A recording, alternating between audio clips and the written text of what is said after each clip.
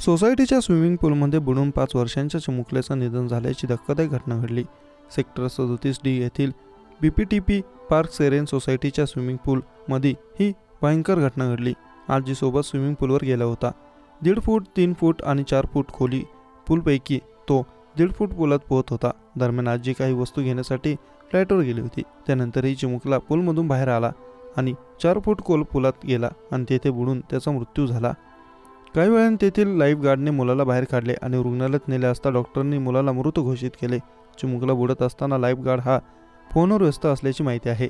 चिमुकल्याच्या आजोबांनी सोसायटीचा maintenance agency, builder management, lifeguard आणि इतरांवर निष्काळजीपणाचा आरोप केला। या प्रकरणी सेक्टर 10A पोलीस ठाण्यात FIR दाखल करण्यात आला असून 2 लाईफगार्ड्सना अटक करण्यात आली आहे। या प्रकरणी 5 वर्षीय मिओंशचे आजोबा सीताराम सिंगला यांनी पोलिसांना दिली। बुधवारी संध्याकाळी 6:15च्या सुमारास आजी मिओंशला सोसायटीच्या स्विमिंग पूलमध्ये घेऊन गेली होती। त्यानंतर ही घटना घडली।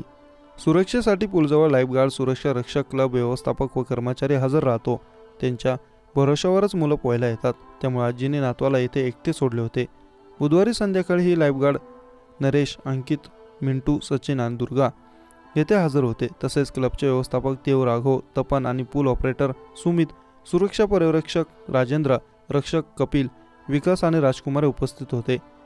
BPTP कंपनीचे GM दिनेश वालिया, VP रोहित मोहन आणि MD काबुल चावला यांच्यावर निष्काळजीपणाचा आरोप आहे। आजी फ्लॅटवर गेल्यानंतर मिओंश 4 फुटांच्या पूलमध्ये गेला, पण या लोकांनी त्याला थांबवले नाही आणि काळजी घेतली नाही, त्यामुळे ही घटना घडल्याचा आरोप त्यांच्या निष्काळजीपणामुळेच मिओंशचा मृत्यू झाल्याचा आरोप आहे। या घटनेनंतर सोसायटीतील रहिवासी घटनास्थळी जमा झाले आणि त्यांनी व्यवस्थापन व इतरांवर निष्काळजीपणाचा आरोप केला।